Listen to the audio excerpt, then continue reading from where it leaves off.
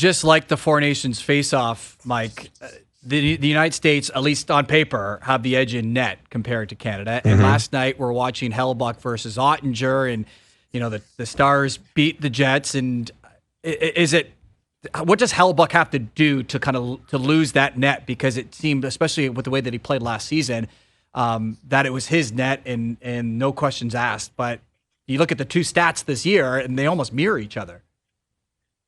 What is going to be tricky for the American team is that the way this tournament works is there's 3 pools of 4, and the Americans are the number 1 seed. So they have the easiest pool. In their pool, Germany, Denmark, Latvia.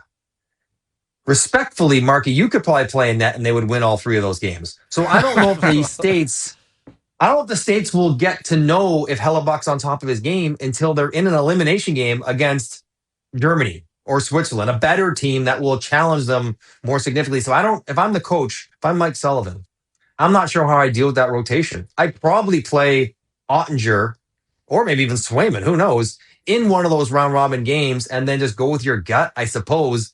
But whoever gets game 1 and game 3 is going to get quarterfinal 1. And then if you win that, you're just sort of the guy for the rest of the way. This depth in net doesn't really help them because only one guy gets to play.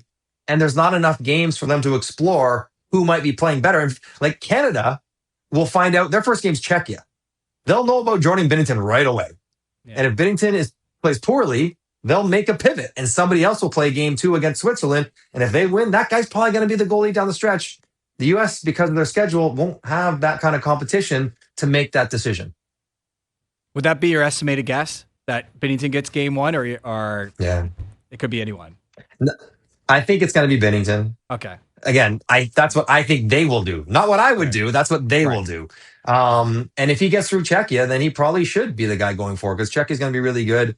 Maybe they give Logan Thompson Switzerland in game 2 back to Binnington for France. But there is an advantage of finishing higher up because no one gets eliminated.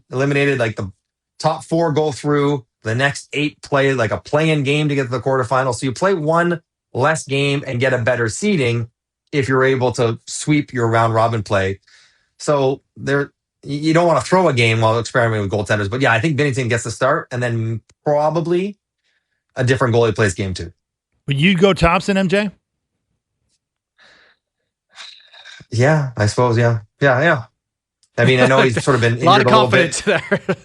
Well, no, I guess I like Darcy Kemper, and I like Darcy Kemper in a game where he knows what's going on, like where he has good defense in front of him. Like if he knows what's coming and he's not worried about the next play, he can be. I almost trust him most on the first shot. The second one, maybe not so much, but I don't know how many second ones there will be with this Team Canada. Who knows? Like, I guess in my mind, I'm still thinking of 2014 when teams couldn't even get a shot on Carey Price. Like 10 shots a game, no scoring chances. That wasn't the Four Nations. Yes, they won, and it was awesome. But it's not like the teams they played against didn't get good looks against them. So, yeah, it would probably be Thompson in game 2, and then you make your pick.